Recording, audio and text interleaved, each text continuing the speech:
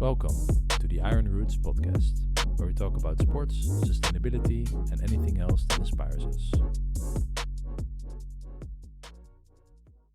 Hello, Kim. How are you doing? I'm fine, thank you. Thanks for dropping by. I hope you are excited for today as I am. I've known you for quite some years. Maybe you could have a short introduction about yourself, who you are, what you do. Sure. My name is Kim Poldner, and I serve as a professor of circular business at the Hague University of Applied Science in the Netherlands. Cool, awesome. And that's the thing that you do right now, but obviously you have a career in research and scholarship before this. So could you maybe tell a bit about that and where we met? Because that's not at the Hague University. No, it's true. We figured out that it's 4.5 years ago that we met. Yeah. And I invited you actually as a guest speaker in the course Circular Economy and Circular Entrepreneurship that I taught at the time at Wageningen University. So that's indeed where I was working before. But even before that time, I was an entrepreneur myself for several years. Cool. And maybe we can start with that as well. That the whole entrepreneurial journey is quite interesting. I can imagine that it's quite different than teaching or being a lecturer. So, can you maybe tell how you started the whole entrepreneurial journey for yourself? Absolutely. Yeah, so I studied fashion design a long time ago and then went on to study a master in organizational and cultural theory. And then I worked for a couple of years and I found that, basically I became more and more frustrated with the fact that there was no cool, sustainable fashion available on the market at the time. And we're talking 2003, 2004. That's early. It's a long time ago. So with one of my best friends from fashion design school, I started then an initiative that was called Joy, which we wrote as YOI, which stood for Your Own Identity, because to us fashion is really about expressing who you are, your own identity. And we were both, quite conscious consumers in terms of buying organic food and that kind of things. But we realized there was no sustainable, cool fashion on the market. There were some fair trade shops. That was not so sexy. Yeah, I can imagine. Like we say in Holland, geitenwolle sokken, a little bit like that. Yeah, exactly. So that's how my journey in entrepreneurship started, that we felt, okay, there's this gap in the market. There are no cool brands or cool sustainable fashion shops out there. So I guess we just need to start our own. So we started first with organizing a lot of different activities, such as an urban catwalk show or an event in the Van Gogh Museum during museum night. Very funky, cool stuff. And then at one point, more and more people started asking, like, okay, so where can we buy these beautiful, sustainably produced items? And that's when we realized, okay, we need to open a store. So we raised 200K in funding at the time from Stichting Doen, for example. Cool. Which was a lot. We were mid-20s and we thought, ooh, it's a lot of money. But that, helped us to open our first store in November 2005, downtown Amsterdam. So it was a super exciting roller coaster story. I think entrepreneurship is the best education you can get. I always say it's like a short MBA basically, because you're actually practicing, doing business very fast instead of learning theory about it. That was a lot of fun. The store lasted for some time. We even also became a pop-up shop in the Bijenkorf at the time, 2006. Awesome. So it was like a shop-in-shop model. First time, I think, that the Bijenkorf experimented with, offering more sustainable products to their customers. But then me and my co-founder, we got into a fight, which happens a lot. Yeah. I'm looking at your co-founder. Right? Luckily, we're still together right now, but I can imagine that it can be troublesome sometimes. And when you're then separating, it is like a divorce. Yeah. I mean, you're of course working 24 hours a day, together on your little baby that grows and sometimes goes out of hand. And she was also like my best friend at the time, so it was pretty harsh. Luckily, we're still friends, so we all we fixed all of that later on. But yeah, so that was for me the end, because I decided to move abroad. So I left the Netherlands, and my friend, my co-founder, she continued with the business, but not very long, because she was more the creative director. I was more the commercial business director. And I think she was pretty soon realizing that she was not able to manage that by herself. Yeah. So I think we were, again, 2005, it was way too early. The market was totally not ready yet, I think, for sustainable fashion. So that was amazing experience. We had a lot of fun before we split up. We still have a lot of fun now, so that's good. Long time friendship. And then I lived abroad. I did some consultancy in the sustainable fashion landscape, working with larger corporates in that space. And then at a sustainable fashion trade show, I met a Canadian entrepreneur and web designer, and he said, "Hey, I think we should partner up. I have this idea to build a website, a platform to bring eco-fashion, brands and stores and events together. So like a portal, basically." And we found 2 more Canadians. So it was 3 Canadian people and myself. I was living abroad at the time. And we started Eco-Fashion World in 2008. Still early. Probably, still very early. But at the time, I think there were already, from a handful of brands around the time that we had the store, like Veja we had in our store, and American Apparel at the time was very popular. I don't think they're around anymore. So yeah, really the pioneers in that space, we had them in our store. But then in 2008, there were already hundreds of sustainable fashion brands. So that went actually quite fast. And we were able to showcase them on our website. So the business model for the website was really to offer these brands that often had a very small marketing budget, visibility online.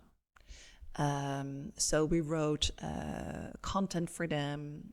We wrote newsletters and sent that out to our members where they could have featured articles. We had daily news items. So we had a lot of, the website was free for anybody interested in the topic. But, brands that were visible had to pay for the content, right?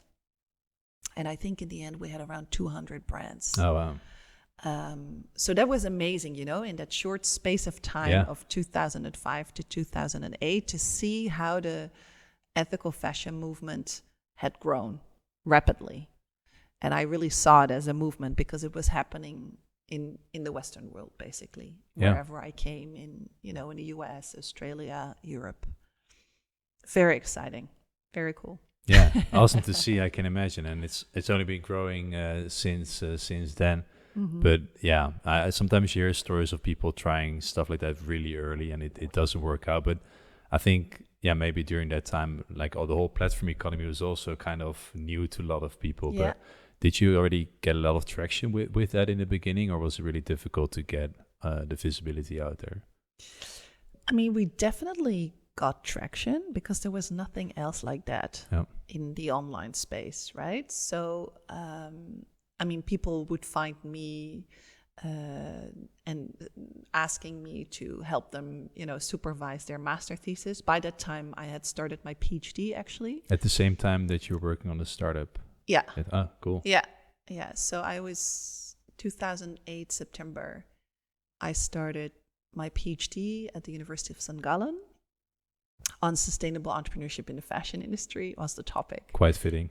Yeah, and actually what I did was I would go to, for example, this ethical fashion show event that happened annually in Paris. And I would go there with my Eco Fashion World team in t-shirts, all branded and stuff.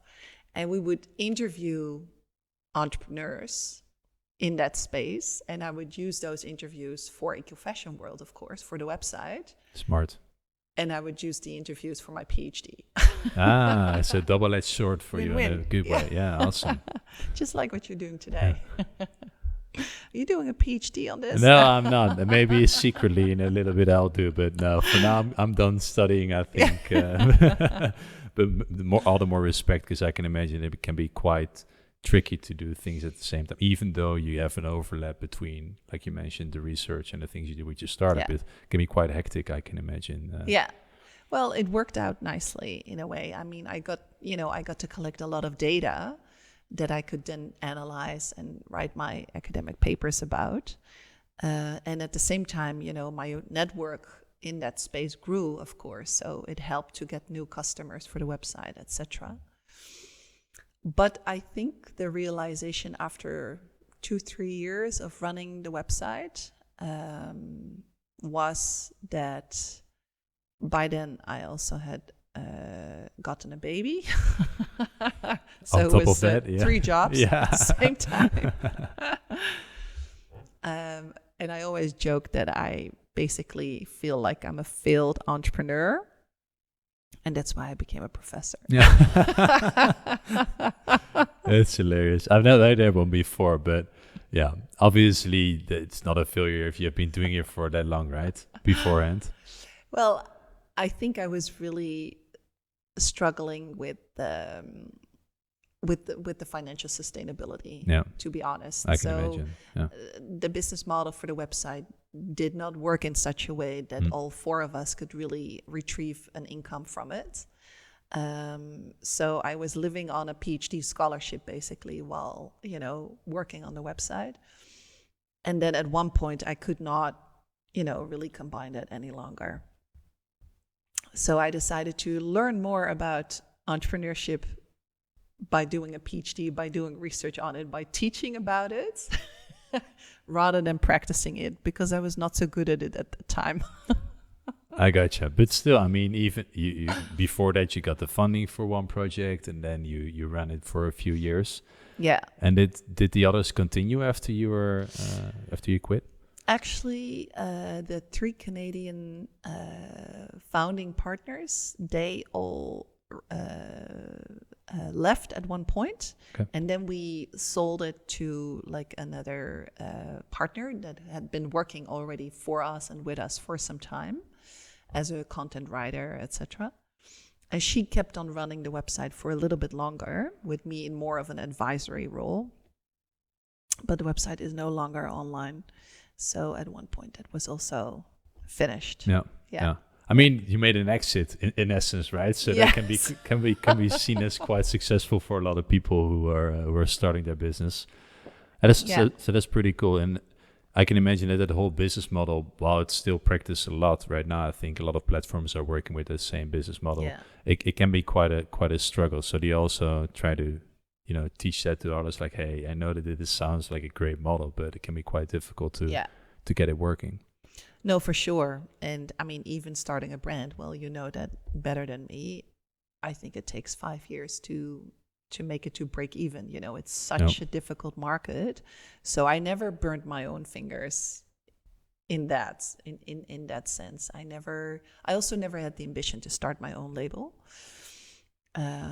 So these entrepreneurial experiences were amazing. And the fun thing was when I was really studying entrepreneurship theory for my PhD, I realized that I had a maybe one-sided perspective on what entrepreneurship should be about, right? So what's the definition of success? That you have societal impact or that you make a lot of money with it, right?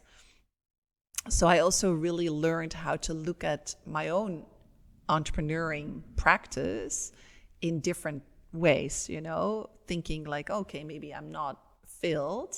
Yes, I didn't make a lot of money with it, but I was part of a movement, I built my academic career on this entrepreneurial practice and research.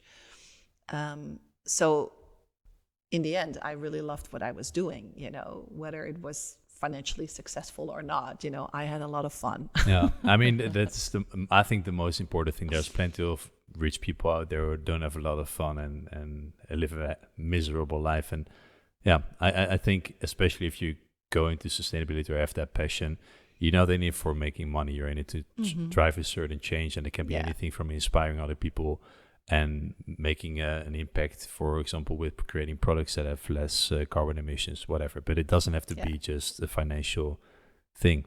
Absolutely. And at the same time, I've also seen a lot of impact and social entrepreneurs go burn out because that financial stability was not there.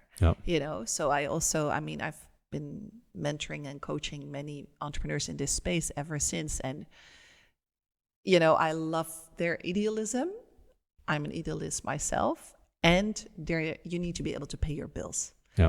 So there also needs to be a little bit of realism there.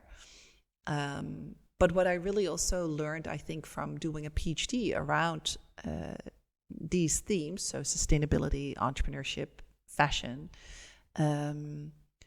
was that entrepreneurship was not just only about starting a new business, right? Entrepreneurial qualities, there's a lot of literature on, the skills and characteristics of entrepreneurs. You can practice them whatever you're doing, right? So I always talk about entrepreneuring life, taking leadership and ownership of the way your life unfolds. But also as an academic, I see opportunity and I grab it and I start new things like, for example, the Circular Fashion Lab at Wageningen University. That's, for me, an example of intrapreneurship, right? To starting a new entity within an established organization. And entrepreneurship is also, for me, about, taking risks, doing things that are off the beaten track, having a certain vision, going for it. So it's so much more than, a startup. Yeah, I think that's perfectly said, because there's a lot of things that you can apply to other things in your life as well, whether it's personal, business, or whatever. You're traveling and you're figuring out where you can travel the best and stuff like that. Yeah. That's really cool. And I can imagine that for a person who's done that before in a business and then in the academic world, it can be quite an advantage for you as well. Do you see that as well, that you have that foundation of entrepreneurship and it works also flows over into the academic world for yourself? Absolutely. So I see a lot of academics struggling like crazy with working too many hours, with feeling stuck in a system that doesn't really suit them. So the other day, even I spoke with a professor at a fundamental university, so not applied university where I'm working. And she was basically burnout, right? Because of the pressure of having to publish, etc. So I think the skill, or what I've learned along the way of seeing opportunity, taking risks, capitalizing on, what you see happening in the market and what you can develop, collaborating with the right people to, and I do that very intuitively, but it helps me to stay also on track rather than to feel stuck in a certain system of, for example, being part of a university. So I think my entrepreneurial mindset helps me to always navigate and have fun instead of going burnouts. Yeah. No worries. I can imagine that that's quite a positive thing to happen, and also for you as a more focus on academics right now. Maybe there's also a bigger impact because you have the opportunity to do like cool stuff on the Wageningen, for example, what you're working on right now, which we'll touch on later, obviously. But maybe that is the purpose of creating impact. Instead of just building something yourself, you can help build others help others build cool things. Of course, and that's the beauty of education, that you're working with young people and you try to inspire them to become change makers. So yeah, definitely, I feel that has been a great way to make an impact. And there's also a part of me that still thinks, maybe I should start entrepreneuring again. Is it always? I can imagine that tickle once you've touched it. I always say it's the highest, the lowest that you can experience in life in some sense. Yeah. But I mean, you're still young, so maybe in the future you can. What do you know about that? I figure that's. No, I think that might be something that you're willing to do again in the future after you've finished all your future plans in education. So touching on that, what are like some future plans that you have in education? Well, I mean, as a professor at the University of Applied Science, I'm not teaching myself so much anymore, right? So my team consists of teachers that are researchers as well, and they do the majority of the teaching, right? So my plans are to support our university in becoming more entrepreneurial. And whether that is with a center of enterprise, like your department is at the moment building, or whether it is in nurturing entrepreneurial qualities throughout the university and throughout the different programs, whether you're a pedagogy student, a social work student in healthcare or whatever, I think all of us need entrepreneurial qualities to navigate the ambiguity and crazy times that we're living in, right? And to navigate the crises that we're living through also and that are about to come. So I wish for every student, every human being to have this faith and this entrepreneurial attitude of, hey, I can make it happen whatever happens to me, whatever challenge I'm going to face in life. Whatever crisis is going to come upon us. And that's also what we saw in COVID, the resilience and the innovation that springs from entrepreneurs and how they manage to navigate these types of challenges. I think that's a huge life skill. Yeah, I think so too. And I can imagine it can be quite difficult to implement it within the certain structures of the university. I mean, I studied there as well, and I've never really gotten any push or nudge in that skill or on personal development or how you can take care of yourself if you're struggling with certain things. So I can imagine that it can be quite difficult to have that as a challenge for yourself, maybe even more difficult than starting a business in some sense. So how do you see that, if you can maybe touch on it? Is it easy to implement things like that in different studies, or how do you plan to do something like that, if you already have something in your mind for that? I think the best answer is that I have a vision and I try to navigate what is already also happening in the university. So rather than to go, for that vision and maybe, break into certain systems or barriers, which will happen anyhow, I rather try to say, hey, what is happening with the Center of Entrepreneurship, for example? How can I support with the expertise that we have in my group? So constantly basically offering, our services and our knowledge to the different departments and teams. And we get, it's interesting because we're not just working with the business, finance, and marketing faculty, but also other faculties are knocking on our door, and that makes it really interesting and exciting also to work in my group. Yeah, I can imagine. And also, I think if it works in a certain direction, so it works on the faculty that you're in right now, then you can also implement it in other faculties in the future. Yeah, awesome. Absolutely. That's really awesome. Yeah. And maybe one thing other than education, to always, one big part of my job is the acquisition of funding for new research projects, right? And in our research projects, we always work at the crossroads of education, research, and practice. So all projects are a combination of doing research with teacher researchers, with students also within educational programs, and with practice partners, so with companies most of the time.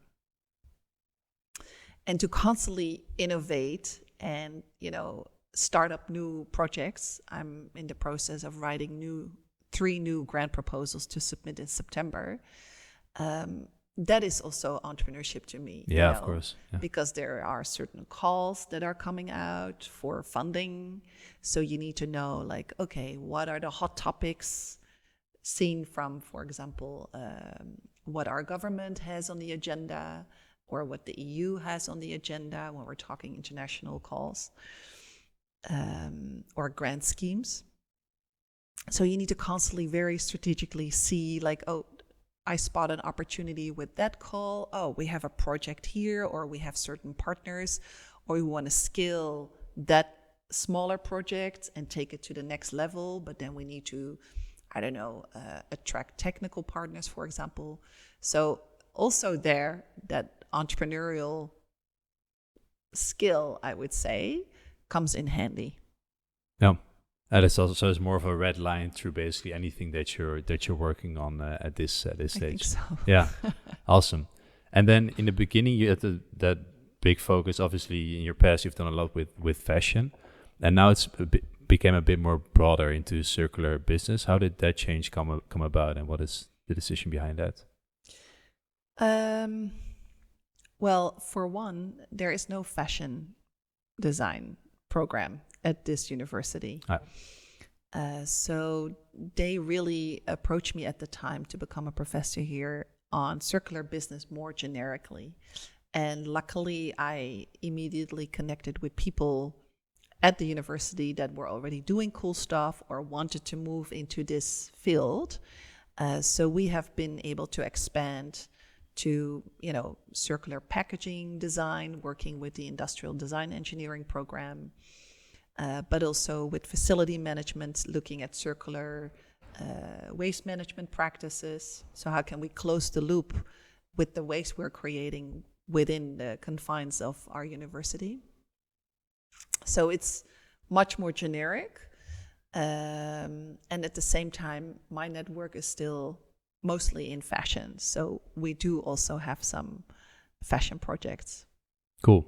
So there's still that lingering in the background, also the connection with fashion. That's what people, ask me for. Yeah. That's what people know me for. So it's logical in a way. Because sometimes I see on LinkedIn some posts, and usually it's also related with talking on fashion events and stuff like that. Yeah. So there's also that expertise that you have to come there and speak. Is that something you really enjoy doing? Or is it like of course, a thing that's like you have to do that as a PhD?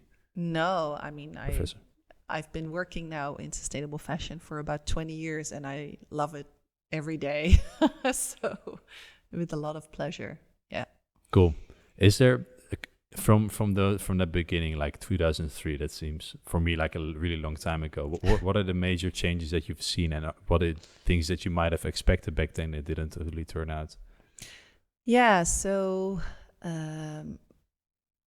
I think in the mid 90s, maybe 96, 7, there was already, some noise being made around, for example, child labor practices in the supply chains of Nike at the time. So I started with this first business a little bit later than that. But I think the early years, the focus was very much on the labor practices in general, right? So we looked also like, okay, are the brands that we're offering in our store, are they produced in a fair way? This was a big thing at the time. Yeah.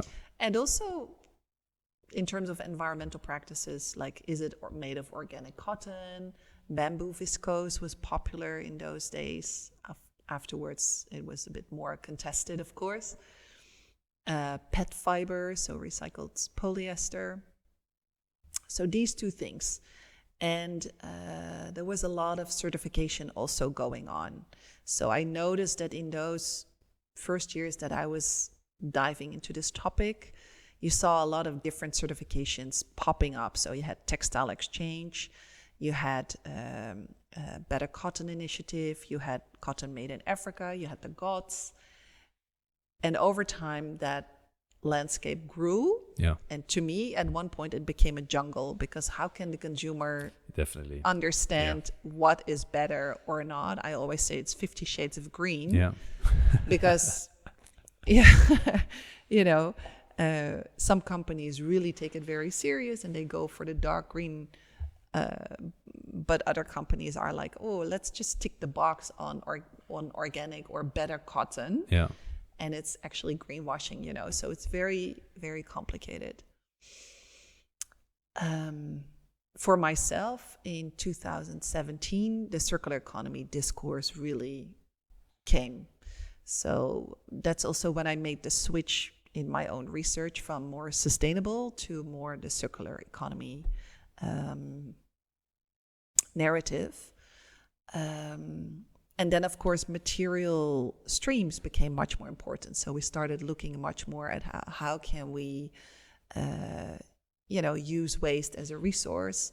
The work that I've done in Wageningen was very much focused on bio-based materials, so alternatives for the cotton and the polyester, so the algae and the fungi and all these materials. So that has been trending. And the last few years, what I'm personally very excited about is still the bio-based aspect. I think it's very cool. The different business models that we see popping up in this space. So the clothing libraries, the rental platforms, leasing, Mud Jeans, of course, with their Lease a Jeans model. Yep. So that's kind of cool. And digital fashion, which I also find very fascinating. I read yesterday there's a PhD now going to start her study on digital fashion in particular. Cool. At Artes University of the Arts, because I see a lot of opportunity in that space. Apparently, a digital fashion item is only 1/10 of the footprint of a material item. And with especially younger generations that live a very virtual life, I think it's very interesting to see what we can do with that to prevent them maybe from buying too much material clothes that they don't really need. Yeah. And then trash. Yeah. Yeah, that's also, I think, a major change is just the overconsumption, right? Because people just buy so many things that they don't really need, but they just want to buy things just for the dopamine releases. Yeah, totally. And I mean, apparently we have enough clothes at the moment in the world to dress the next 6 generations. Yeah. And this is just blows insane. my mind. Yeah. It's like, I cannot fully, grasp that. Yeah. So to be really honest with you, if budding entrepreneurs knock on my door and say, hey, we want to start a fashion brand, I always ask them, are you sure? Because we have enough.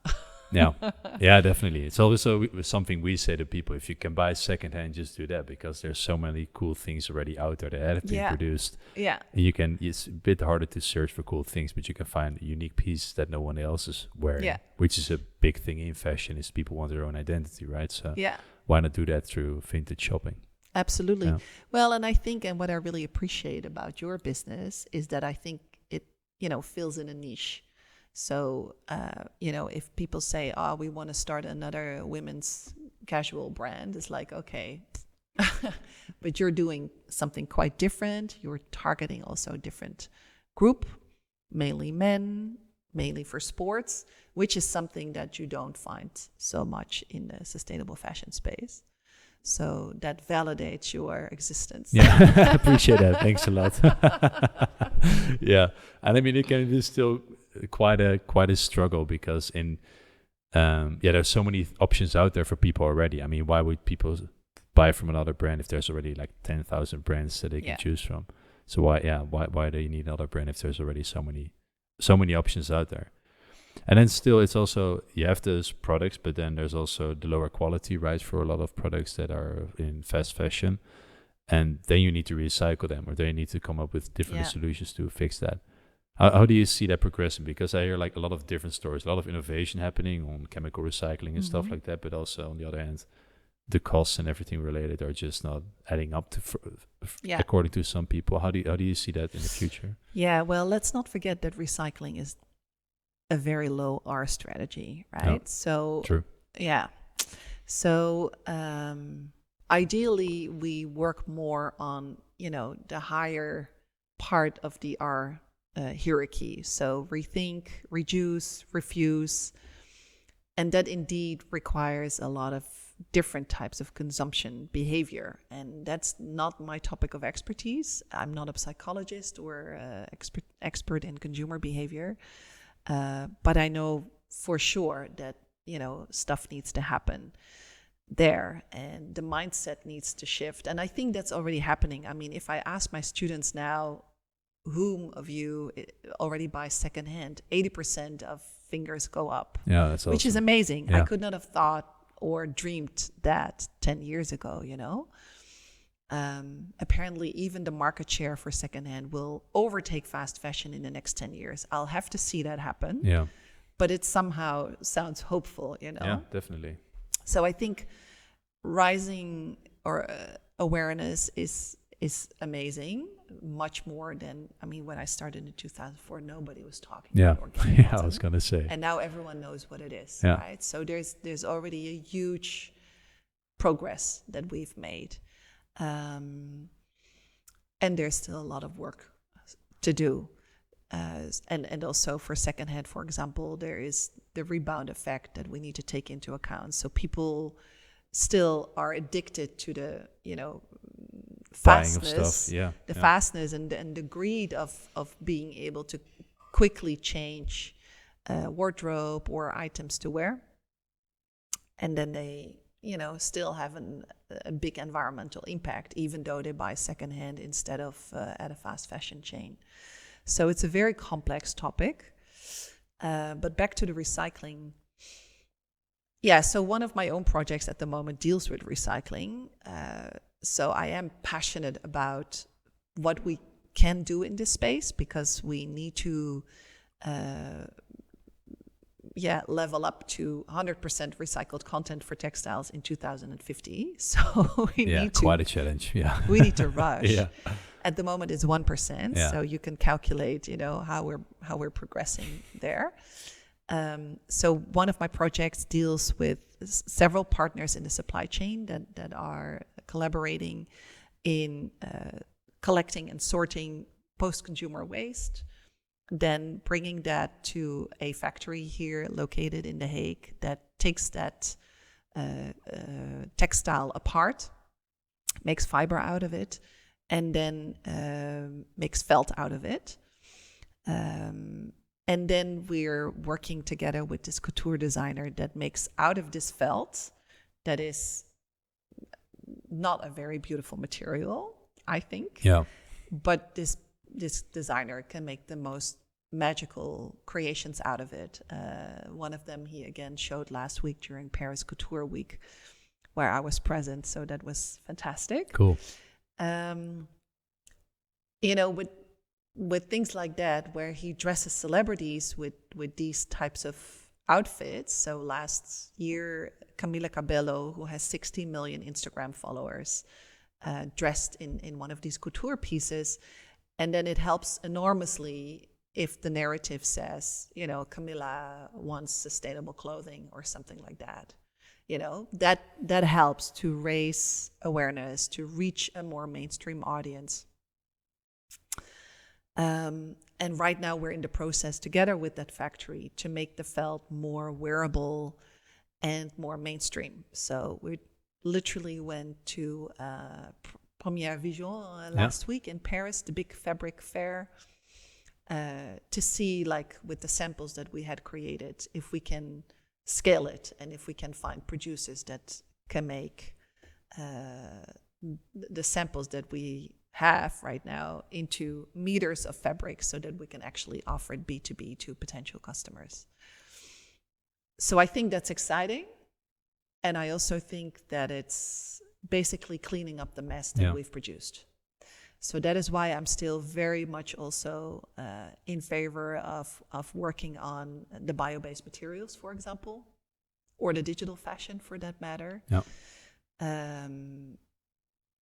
Because at one point, I hope that we consume less and that big textile waste mountain will shrink.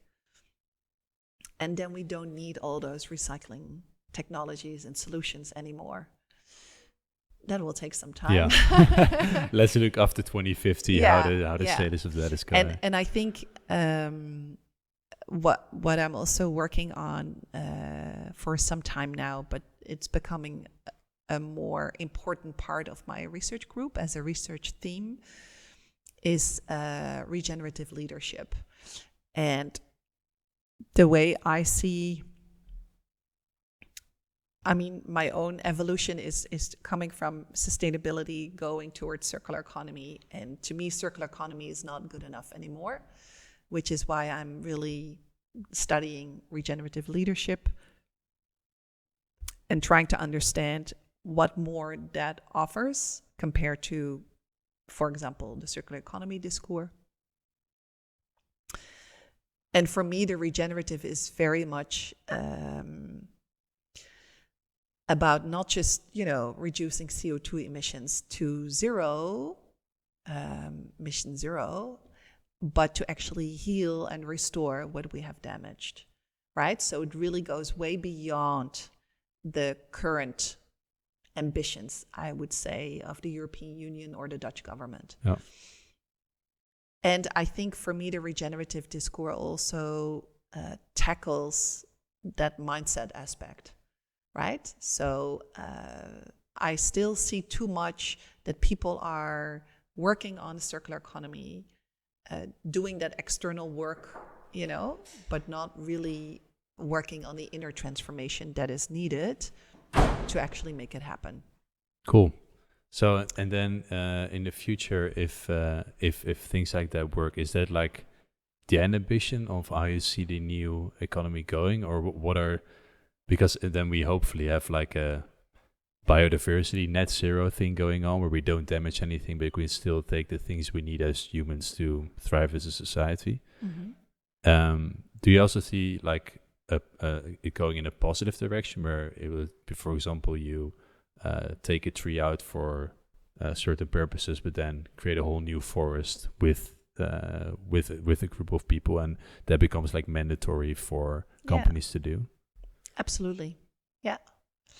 Yeah, so I took my team on an excursion on Friday to a location in the Netherlands called Oosterwolde near Almere, which is a community-based neighborhood that has been completely from the ground up. There used to be broccoli fields only, but the municipality of Almere basically assigned that piece of land and said to the, future house owners, okay, you build the way you want, you create your own infrastructure, roads, sewage system, etc., according to circular principles. So it's a thriving community of very entrepreneurial people. Most people there are entrepreneurs, not employed, but definitely doing their own thing. Cool. And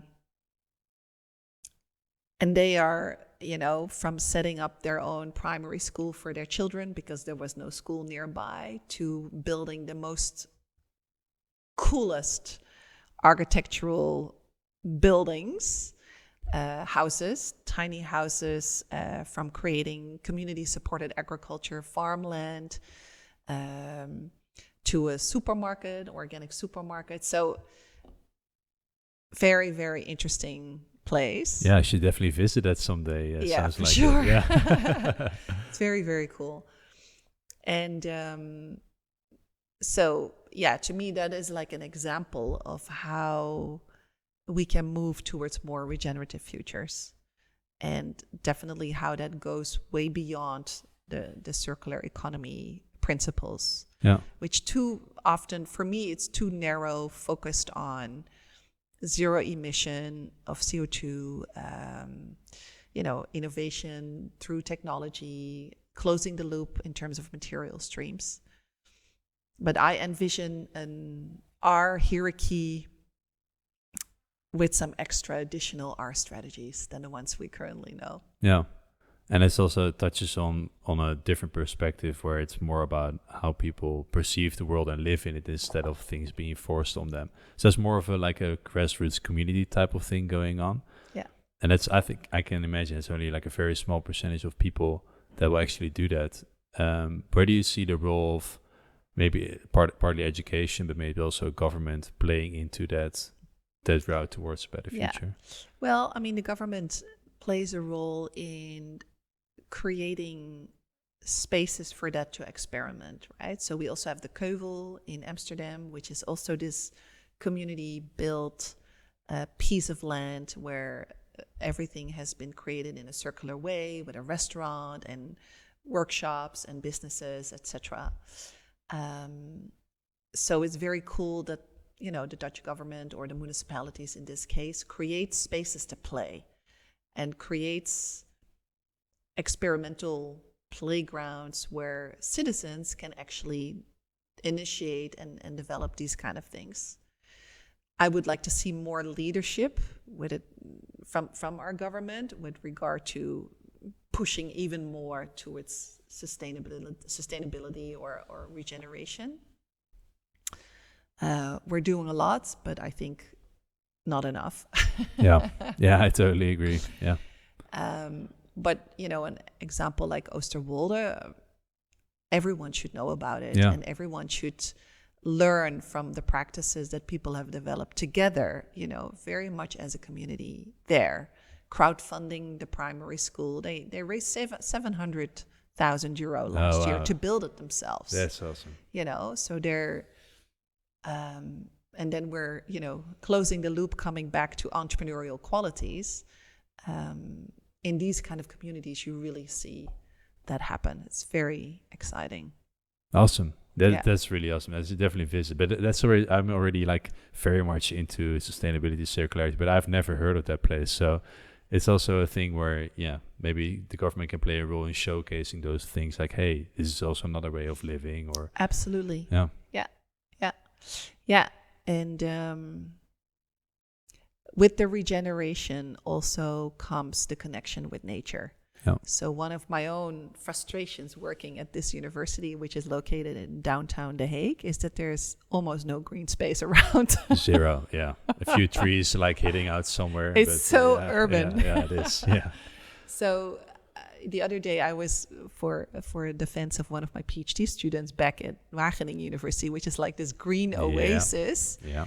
And even, if you walk there in between teaching or appointments and you're walking on a green campus, it's nourishing. For sure. Yeah. So, coming to The Hague, I have to, but I prefer, trying to be in nature more often. So definitely when I work from home, the regenerative practices that I am also trying to adopt and implement myself, are, for example, that if I'm working from home and I have a phone call, I walk around in my garden bare feet just to connect, ground again, touch with, simple stuff like that, or try to get as much natural light into my system, especially in this time of the year. Yeah, and maybe also if people do that more like you, then they also have a better connection with nature, so they take it more into account with the decisions that they make. I mean, if you're living in a city like The Hague, it's not that green most of the time. So if you never see nature, how is your connection with it?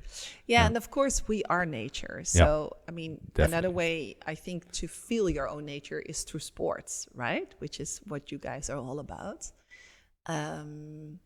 So the artificial disconnect between that's nature because there is a tree and I am a human, we are nature. Yep. But it helps, in sort of, the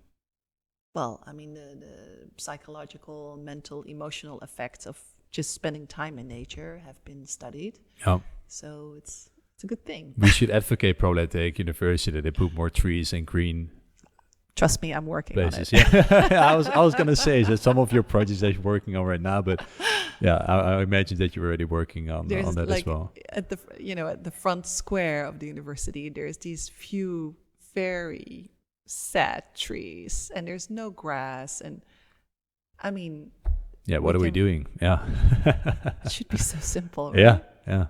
But then it's just, I don't know, people maybe don't not think about it. It's more of like a visual architectural thing. It's like, okay, we have this nice entrance, but Yeah, that was back in the days. Yeah.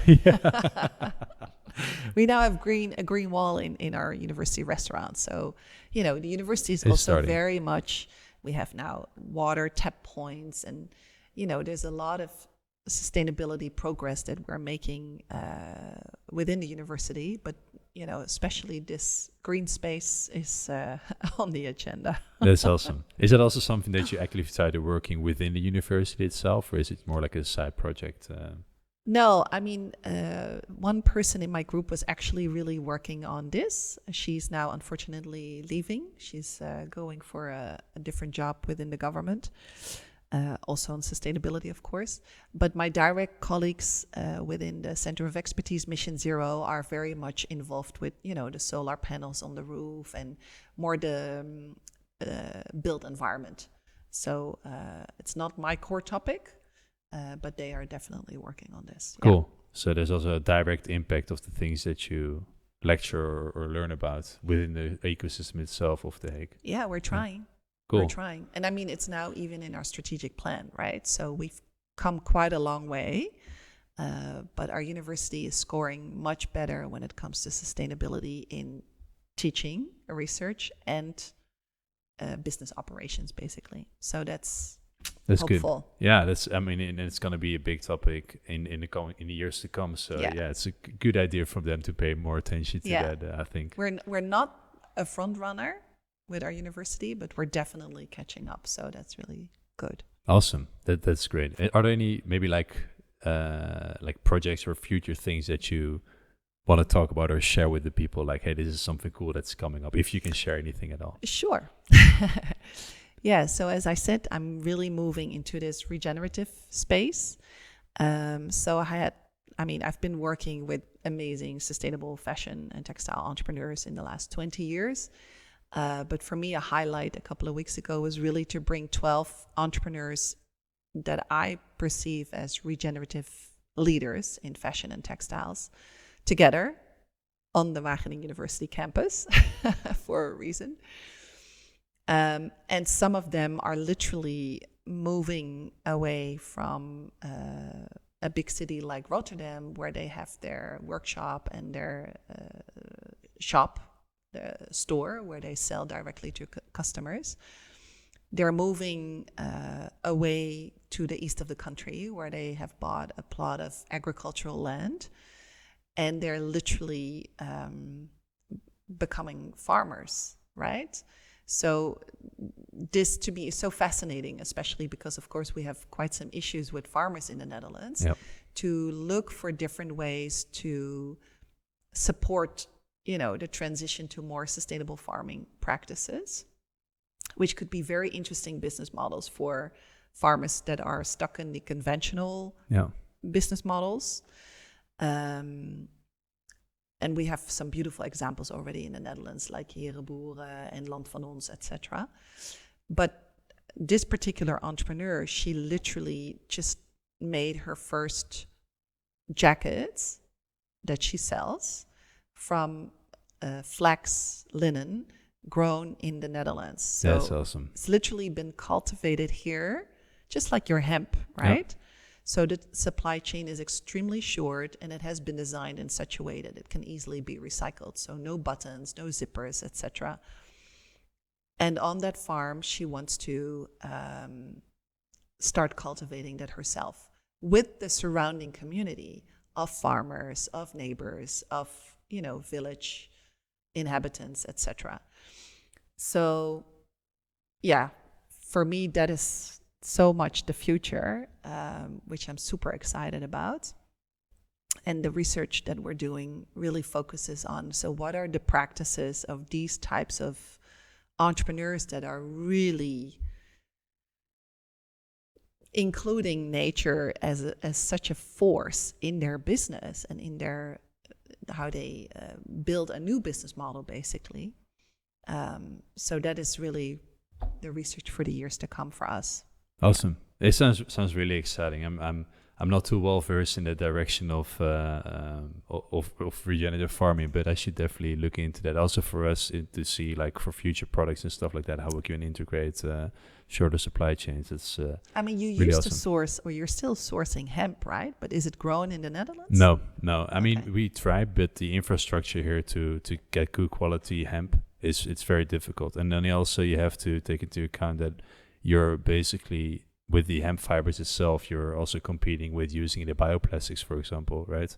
So the diversity of application with hemp in the Netherlands, there's not a lot of focus on hemp clothing at all. No. While we wish that was the case, but we're too small to arrange that ourselves. So maybe in the future we can create our own hemp facility in Holland. Did you ever speak with this brand in the UK, THTC? I've Because I not. remember in 2005 they were the first ones making T-shirts out of hemp. That's cool. Yeah. I've not had any contact. So you should definitely share that afterwards. That sounds awesome. Yeah, there are plenty of things happening, but also I think the technical wise, I mean, because here it was associated with cannabis for so long, and it still has been in the Dutch language, that there's so little innovation here when it comes to creating good quality hemp products. Yeah. And it's all been gassed abroad basically to far off countries. But we do source it in mostly in Turkey and Lithuania right now. So it's still Europe borders, but the closer the better. So if you have any things coming up in the future in that regard, we're definitely interested to explore. Definitely. I mean, we're really looking at how to build these types of supply chains, because onshoring is, of course, very much since COVID also a topic. Definitely. So more and more fashion brands are looking at, producing closer to home than in Southeast Asia. So I think this is the next thing. So if you want to do more and see how we can maybe rejuvenate or start a hemp supply chain in the Netherlands, I think it's going to happen for sure. That's awesome. Yeah, I've been talking a lot with people or experts or other people in the industry, and there's lots of talking going on, but it's very difficult to get that initial investment for a factory, for example, or getting different stakeholders on board. But if you're having a lot of trust in it, I will too. So we should definitely check that out in the future as well. Yeah. Awesome. So maybe to finish off, all these cool different things that you're working about, I think you post a lot of those things on LinkedIn. So is that maybe the best place for people to follow your journey, or where can they look at it? For sure. Yeah. On Instagram, I'm on and off active. Mm-hmm. LinkedIn is the best place. Yeah. Because you post, I think, a lot of things on LinkedIn as well. So that's a cool place for people to follow. And the research that you do, does it get posted on the website of the Hague municipality, or they also posted on LinkedIn? Or absolutely. So we have, of course, our own web pages on the university website. So all the reports that come out, etc., they all posted there. All the news is there, so it should be updated. And you see an overview of all the different projects that we're doing. And then on LinkedIn, I do my own thing, which sometimes also gets reposted by the Hague University or by Mission Zero. Cool. So awesome. So that's the best place for people to follow you. Thanks for dropping by. It's good conversation. Learned a lot of things, and I hope people did as well. And then, let's catch up again in a little while if we have some other cool things going on with projects and everything. Awesome. Thanks a lot. Thank you for having me. Of course. Cheers. Bye-bye. Bye-bye.